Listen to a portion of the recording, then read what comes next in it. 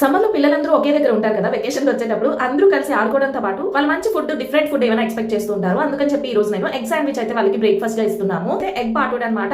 Onion లేకుండా egg ని ఇలా ఉప్పు కారం వేసి ఫ్రై చేసేసి ఇలా సైడ్ కి పెట్టేసుకున్నాము. అండ్ ఆనియన్స్ కూడా చాప్ చేసి పెట్టేసుకున్నాము.